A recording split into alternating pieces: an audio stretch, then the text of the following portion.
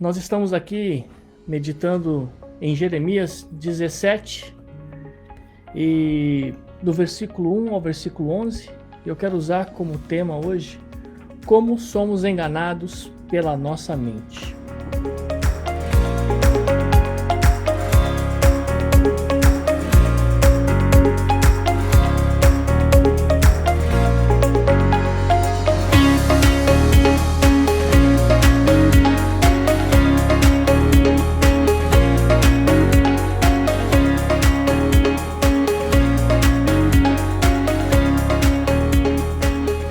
O texto que nós vamos usar como base é o verso 9, que diz: enganoso é o coração do homem.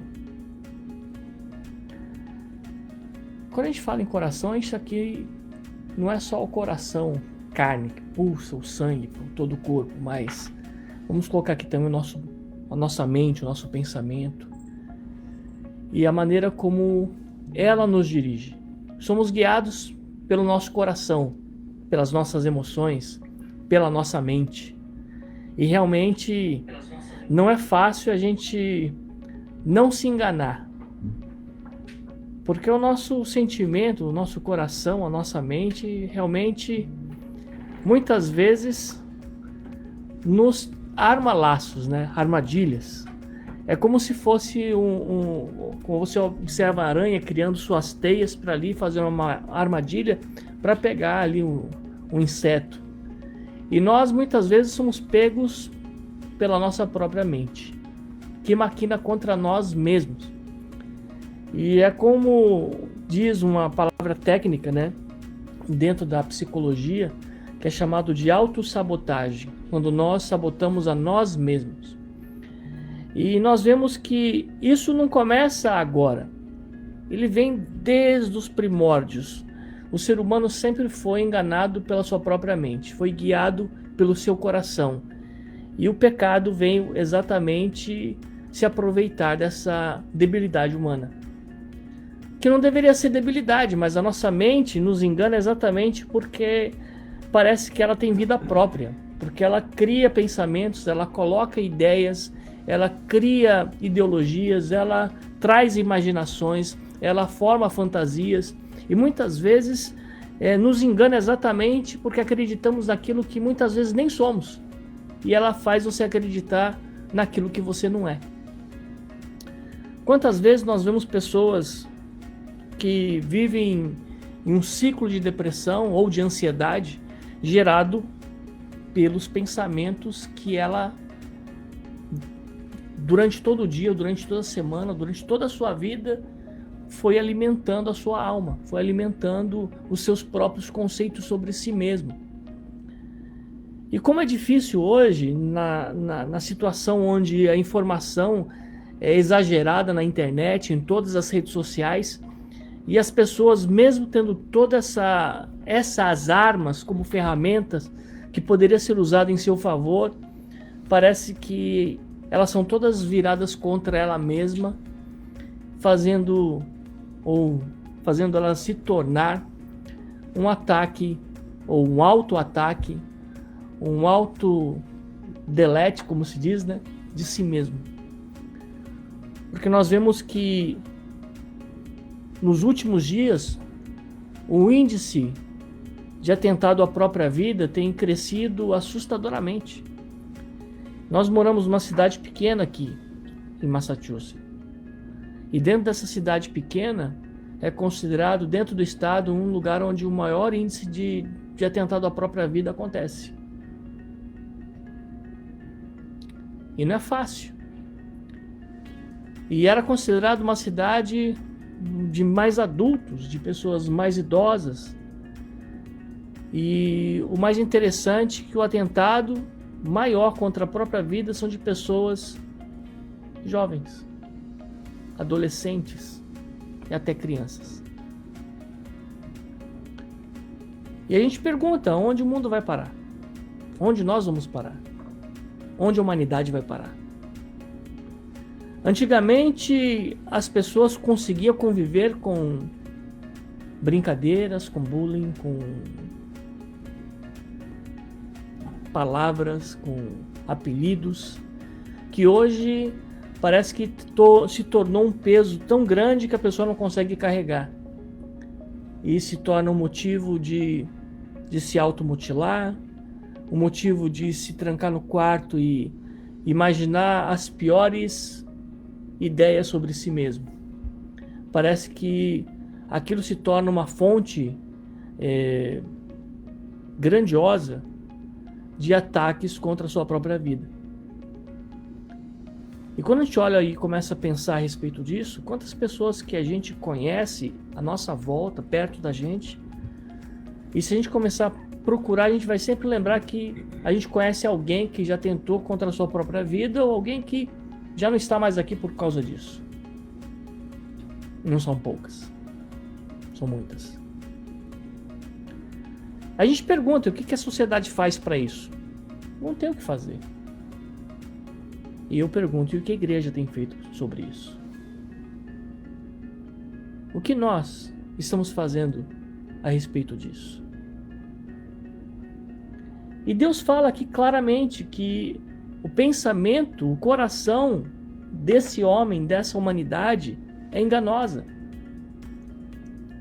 E quando nós observamos o versículo, o contexto desse tema, principalmente no versículo 1, ele fala: o pecado de Judá está escrito com um ponteiro de ferro e com um diamante pontiagudo, gravado na tábua do seu coração e nas pontas dos seus altares. Aí você pergunta, mas o que isso tem a ver com atentar à própria vida? O que isso tem a ver com os problemas que nós temos na nossa mente nos dias de hoje? Tudo a ver. Eu vou pegar exatamente esse início de verso que diz: o pecado. É ele o causador deste grande mal. E ele que causa os maiores distúrbios em nossa mente. Começou lá, em Adão. Imagina que Deus cria um homem perfeito e uma mulher perfeita para governar a terra, para estar aqui, vivendo dos maiores prazeres que Deus tinha criado a favor do homem. No meio de tudo isso, Deus estabeleceu regras. E o homem tem dificuldade, o ser humano até hoje tem dificuldades de entender as regras. Ele não coloca regras como prazer, como parte desse prazer. Mas ele coloca regras como se fosse uma obrigação que tira todo o prazer da vida. E dentro dessa situação ainda nós temos o que nós chamamos de o acusador, né? Que é o Satanás, que é o diabo. Seja o nome que você coloca, muitas vezes é você mesmo que induz a entender que todas as situações, e a sua mente funciona desse jeito também, de que tudo à sua volta não tem valor. Se existe regra, então aí piorou tudo. E o diabo aproveita essa debilidade que nós temos de entender as regras, que a Bíblia chama de lei, de estatuto, de mandamento, para exatamente se levantar contra o Criador.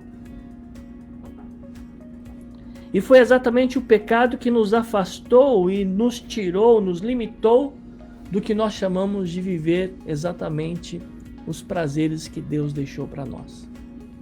E não estou falando nem da área sexual, estou falando de tudo. Deus criou todos os animais, Deus criou toda a alimentação, toda a provisão e ainda colocou o homem no paraíso. Ele, não contente com o paraíso, preferiu viver um inferno. Porque quando nós desobedecemos e vivemos o pecado, a pior coisa que existe, e aí eu chamo de inferno, é aquilo que nós chamamos e vivemos da culpa. A culpa é a pior coisa que existe no ser humano. Porque a culpa são mensagens lançadas aonde? Em nossa mente, todos os dias. Toda hora. A cada instante. Quando você menos espera, a culpa chega. Quando você menos está pensando nela, aí que ela vem. Às vezes você está bem, está tudo tranquilo e de repente ela aparece. Não é fácil. E qual foi o problema maior que Adão e a Eva enfrentou depois do pecado? A culpa. O que eles fizeram? Tentaram de tudo para fugir dela. Adão se escondeu. Porque a culpa fez com que Adão sentisse que estava nu, desprovido de qualquer situação, de qualquer coisa que pudesse protegê-lo. Porque a culpa tira de nós todas as forças e parece que ficamos exatamente como ele se sentiu e como ele ficou literalmente, nu. Desprovido de qualquer vestimenta que nos proteja. Desprovido de qualquer armadura que nos guarde de todo ataque desses pensamentos que tentam nos derrubar. E a culpa é isso. É uma das coisas que a nossa mente permite que entre e tome conta de tal forma que nós não conseguimos controlar. Como nós somos enganados pela nossa mente? De que maneira que a mente nos manipula ao ponto de nós sermos enganados por ela? Mas a mente não é minha? A mente, eu não tenho controle sobre ela? Quantas vezes vem pensamentos na nossa cabeça que a gente nem imagina que estava ali dentro? Pensamentos que a gente nunca imaginou pensar. E a gente pensa. Imagens que a gente nunca pensou que gostaria de estar ali. Mas aparece na nossa mente. Sonhos que a gente nunca gostaria de sonhar. E acabamos sonhando. Porque a nossa mente reproduz coisas que nós nem imaginamos que ela pode reproduzir. E ela pode vir de diversas maneiras. Pela culpa, por influências espirituais, influências emocionais, por problemas que nós temos até mesmo, porque muitas vezes temos dificuldades, temos debilidades, temos enfermidades que realmente aproveita a situação para encher a nossa mente de ideias. Distúrbios, problemas que ainda colaboram para esses ataques em nossa mente. Um dos últimos comentários que fizemos aqui foi sobre a batalha que acontece aqui, em nossa mente. Como somos atacados, como somos, de certa forma, quase que eliminados de nós mesmos, de nossos conceitos, com a nossa própria mente. O que fazer? Interessante que nós somos e nós vivemos um bom tempo marcados por essa culpa. Interessante que o texto que nós lemos aqui fala também que essa culpa ela é gravada como se fosse com um ponteiro de ferro com um diamante pontiagudo, ou seja, ele marca lá na profundidade da nossa alma, na profundeza do nosso ser. Fica tão gravado ali que parece que a culpa fica retrocedendo e remoendo como se fosse um bumerangue. A gente joga fora, ela volta e acerta a nossa cabeça. A cada dia. E é difícil lidar com ela. Não é fácil.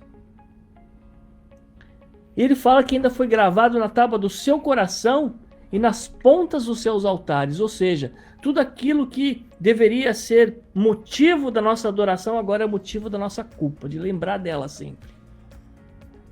E quantas vezes nós somos manipulados pela nossa própria culpa de nos fazer sentir derrotados, frustrados, sem forças. Como diz em inglês, a vontade de give up, de desistir, de jogar tudo pra cima e falar, já que é assim, desisto. Abro mão de tudo. Dá vontade. É real. No versículo 2 ainda fala uma coisa que talvez soe meio sem nexo, mas eu vou falar para você como que isso concorda com a situação que você vive na sua mente. Porque nós somos torturados pela culpa, pelo erro, através da nossa própria mente. Porque no versículo 2 fala assim, seus filhos se lembram dos seus altares e dos seus postes ídolos.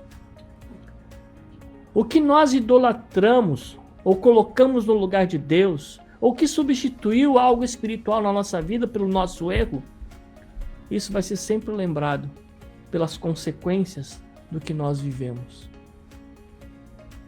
É uma repetição que fica ali, parece um gravadorzinho que vive sempre no looping.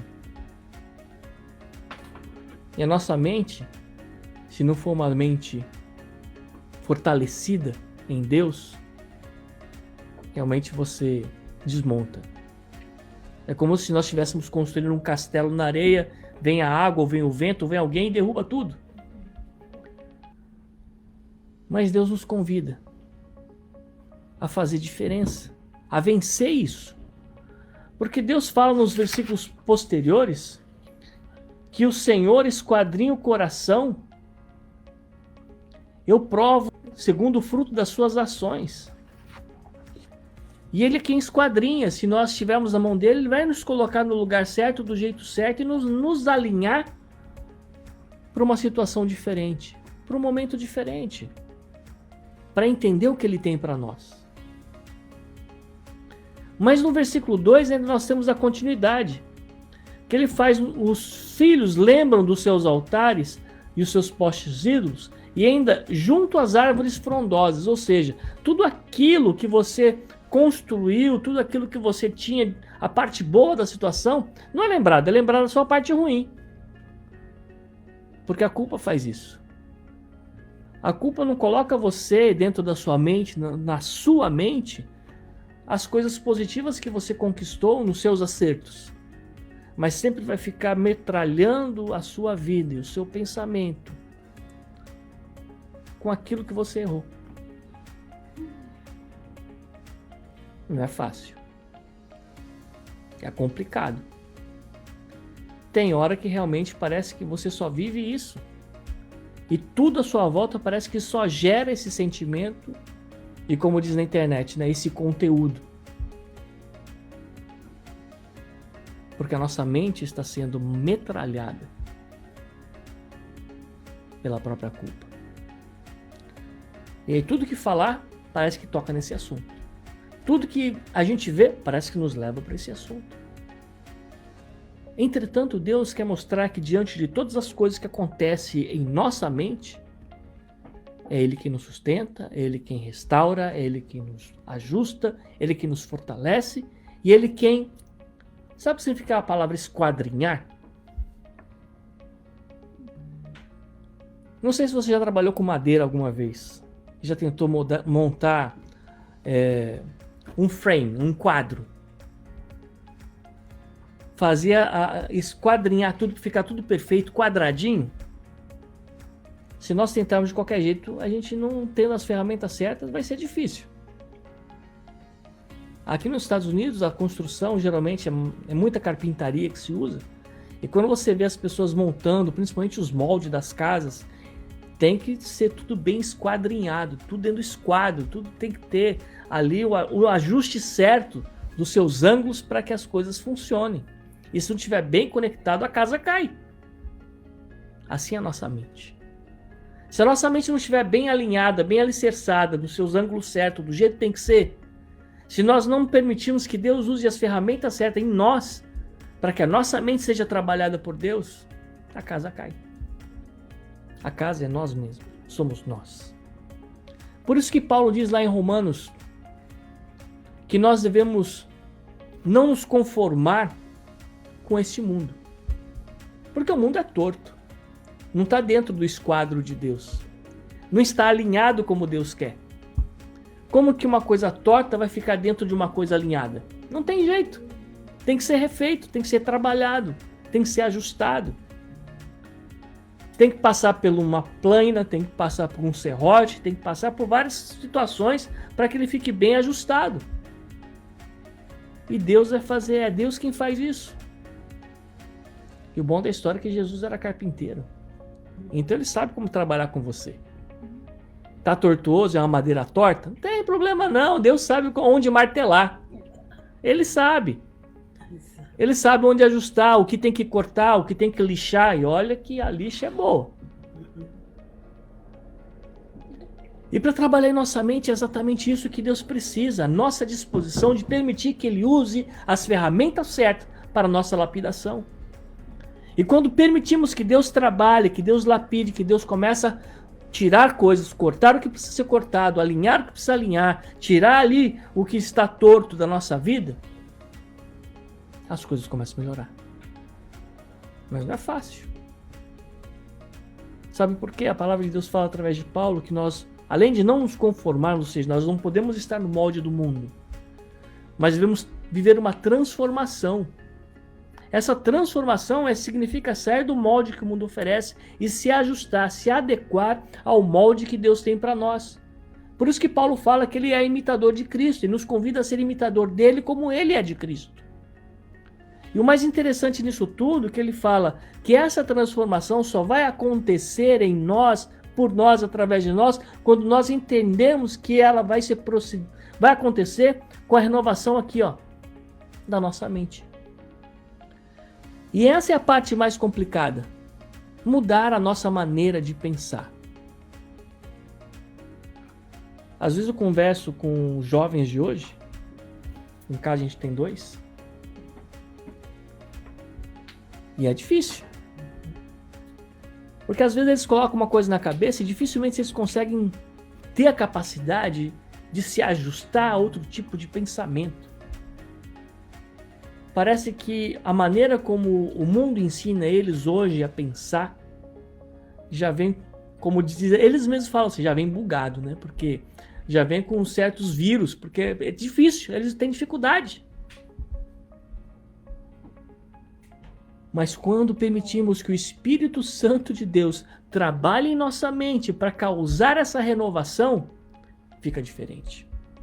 Porque as coisas mudam de figura. Passamos a enxergar não aquilo que nós queremos ver, passamos a ver como Ele quer que nós vejamos. Passamos a entender aquilo que Deus quer que a gente entenda, não do jeito que a gente quer entender. Veja bem que essa manipulação começou lá no Éden. Quando a serpente chegou para Eva, Eva tinha entendido as coisas de uma forma, mas quando a serpente começou a manipular as suas ideias, a sua mente a respeito do que Deus tinha falado para Adão, as coisas pioraram, porque ela aceitou um pensamento diferente, ela aceitou uma ideia diferenciada e modificada, ela aceitou fazer parte de um molde diferente do que Deus tinha dado para Adão. E quando nós permitimos que o mal traga um pensamento distorcido e a gente vive e passa a alimentar aquela ideia diferenciada que o mundo oferece, a consequência chega. E a culpa toma conta. E aí vem a depressão, aí vem a ansiedade, e aí vem tantas outras coisas que nos separam de Deus, da verdade. E passamos a viver culpas e mais culpas. Ai, ai. Já ouviu falar aquela palavra peso na consciência? Peso na consciência é o sentimento da culpa. É como se fosse um bloco de concreto amarrado ao pescoço que nos leva para dentro de um riacho. É isso que ele tenta fazer. A culpa tenta nos destruir, nos desintegrar, nos tirar de cena. Eu estou falando da culpa porque é um dos meios que o inimigo usa para atacar e atingir a nossa mente de uma forma direta e precisa, como flecha, como dardo inflamado. E geralmente dá certo, porque ele sabe onde atingir, ele sabe o que machuca em nós, ele sabe exatamente onde nos toca, onde sentimos rejeitados, onde nos sentimos machucados, onde nos sentimos indefesos, ou muitas vezes onde sentimos que ali foi onde nós fracassamos. E o diabo usa isso, porque ele sabe exatamente como nos manipular ali. E ele deixa, depois que atingiu, ele nos deixa sozinhos, igual a serpente, que depois que a Eva pegou do fruto e comeu, ó, sumiu, sei lá onde ela foi parar. É ela e Deus, agora que se vire com Deus, não tem nada a ver com isso.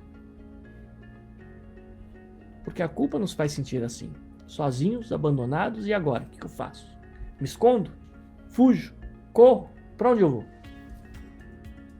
E nós vemos que uma das coisas colocadas aqui, nesse versículo 2 que nós lemos, é que essa árvore frondosa, e também sobre os altos dos outeiros, tem a ver com lugar de adoração, e não era adoração a Deus não, era adoração geralmente a ídolos, e nessa época era uma deusa chamada Aserá, ou Acera, e que muitas vezes é o que nos domina hoje dentro de uma simbologia, vamos dizer assim, porque nós queremos correr atrás daquilo que nós não temos, seja prosperidade, seja uma vida melhor, seja algo diferente. E a nossa mente nos manipula a todo momento a superação. No lado positivo até bom, mas o problema é quando nós queremos nos enganar. De que maneira? Quando aquele objetivo substitui o nosso objetivo, que é adorar a Deus, que é a função de nós como adoradores ou como servos do Senhor. E aí as coisas começam a complicar, porque nós vemos que a nossa vida passa a ser controlada não pelo nosso tempo com Deus, mas pelo nosso tempo pelo trabalho, com aquilo que nós queremos fazer, com os objetivos que nós estamos tentando buscar. E aí nós somos alvo fácil. E não é difícil disso acontecer. A cada momento somos alvo fácil. E os pensamentos chegam para tentar nos derrubar. E qualquer falhinha é motivo para a gente perder o chão. E acontece, porque não é só falhinha, são várias falhonas. Se fosse falhinha só era fácil. A gente passava a borracha. Mas tem coisas na vida que não dá para pegar uma borracha e apagar, porque ela vai ficar ali para sempre. Igual aqui que Deus fala contra Judá, é que vai ficar gravado com pontas agudas, com diamante, pontiagudos, ou seja, vai ficar gravado ali, gravado de uma forma na rocha que ninguém pode apagar. O que escrevia na pedra não se apagava, só se quebrasse ela. E mesmo assim ainda ficava algum resquício do que foi escrito um dia. Quantas vezes vivemos isso? Quantas vezes a nossa mente faz isso conosco? Quantas vezes nós vivemos nesse looping onde a nossa mente nos sabota, nos coloca em uma situação negativa, não nos permite vencer, não nos permite continuar, nos faz exatamente o que diz o versículo 3. Somos presos e escravos de nossa própria mente. O versículo diz: ao monte do campo, os teus bens e todos os teus tesouros darei por presa.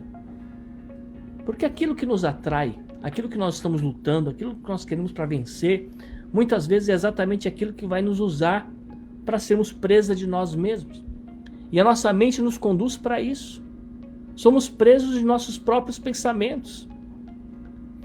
Estamos ali acorrentados por nós mesmos, por aquilo que nós chamamos de sonhos.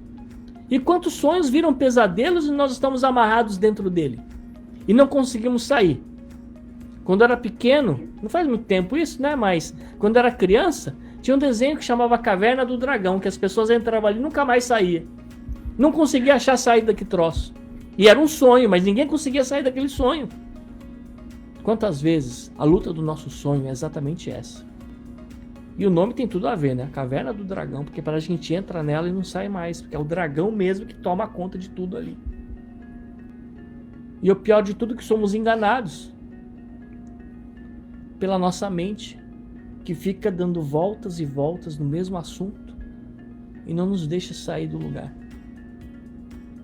Somos escravos de nossa mente. Todos os tesouros te darei por presa. Presa é despojo. Despojo significa que numa guerra, quando entra o inimigo, ele vai levar aquilo lá de presente. E nós somos muitas vezes levados de presente. A nossa mente nos aprisiona e ela nos controla.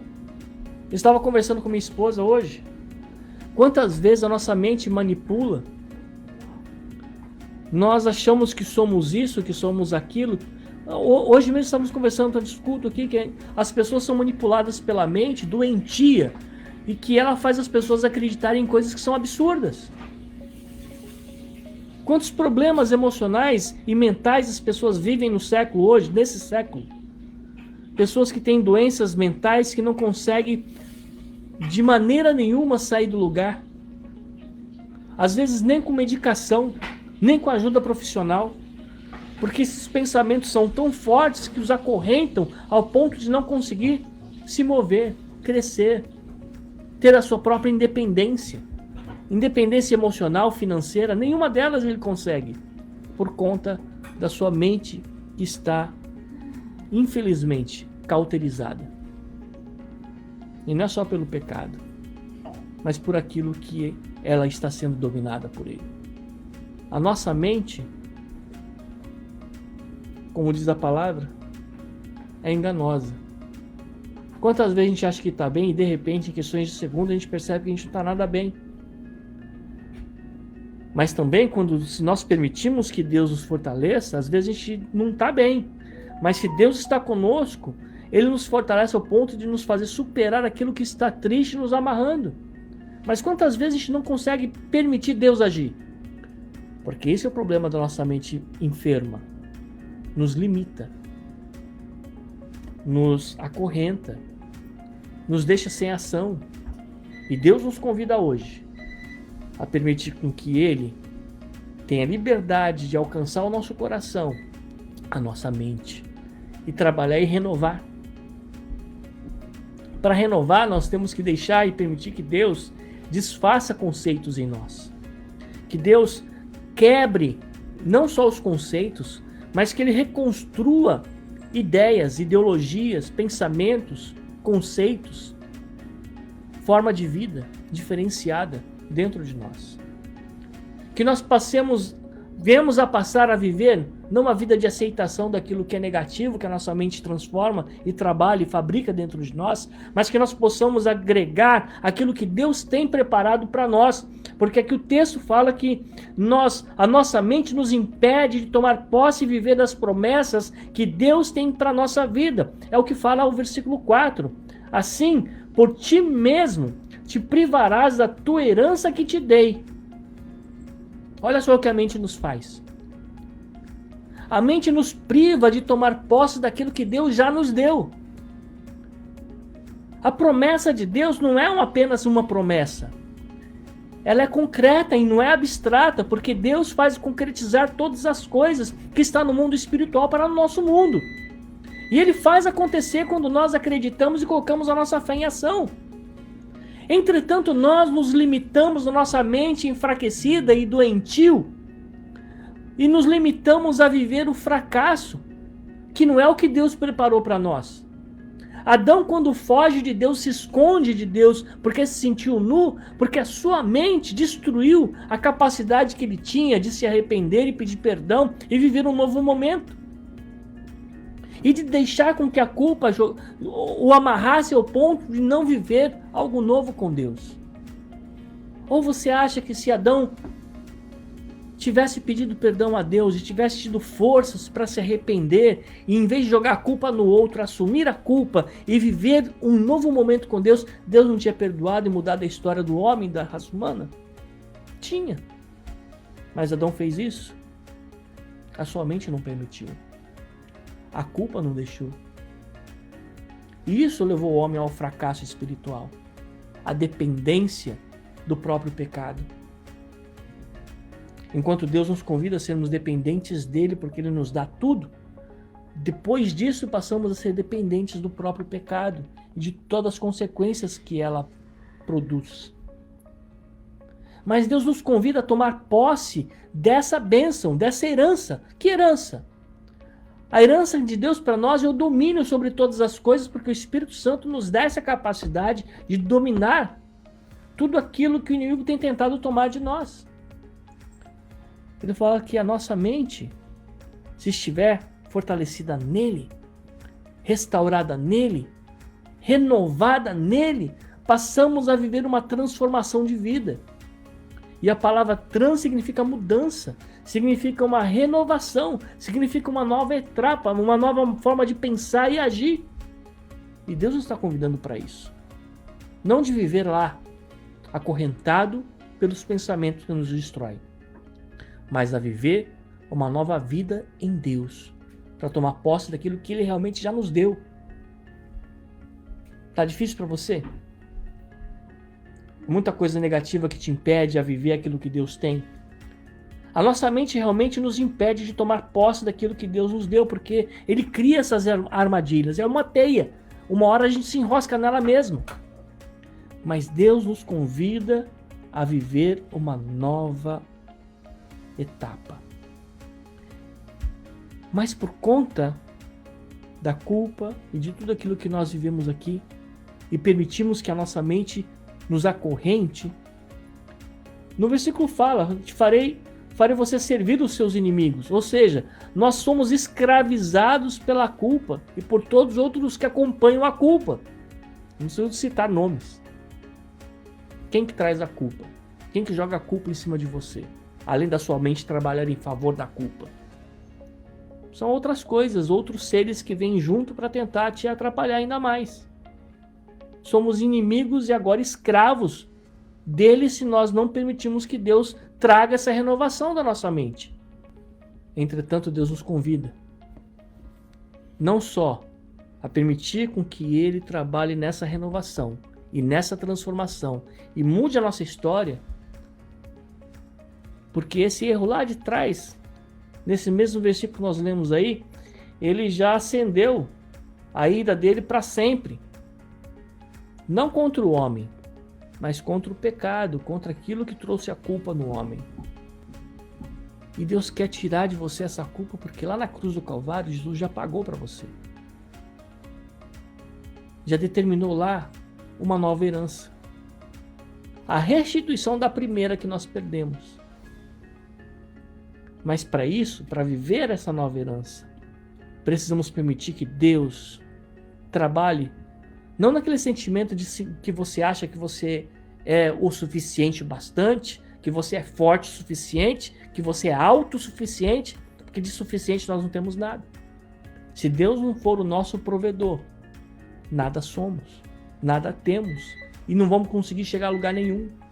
Principalmente nessa batalha contra a nossa própria mente, porque ela é tão enganosa que nos derruba. E é isso que o versículo fala.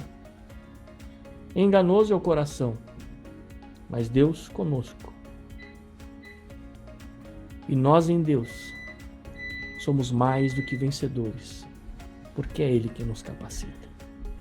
Eu tenho certeza que no meio de tantos pensamentos que muitas vezes te aborrece, te traz tristeza, te leva à depressão, te faz viver nesse ciclo vicioso que parece que você não consegue sair dele, você também entendeu que existem outras mensagens, outras vozes que parece que quer te ajudar a levantar e você não consegue agarrar nelas. Parece que é difícil de sustentar.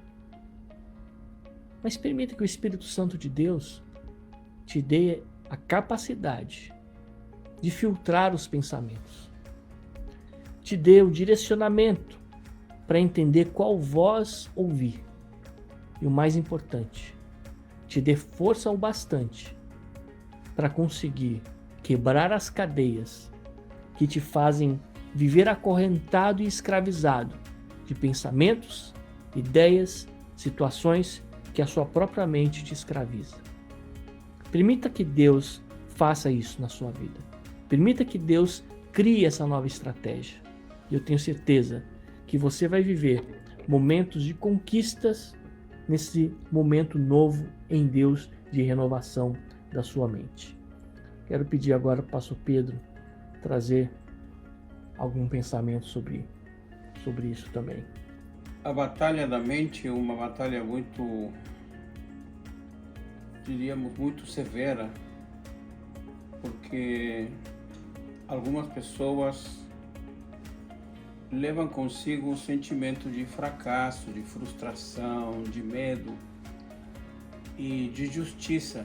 Às vezes uma justiça muito estrita, muito severa. E isso gera problemas muito sérios.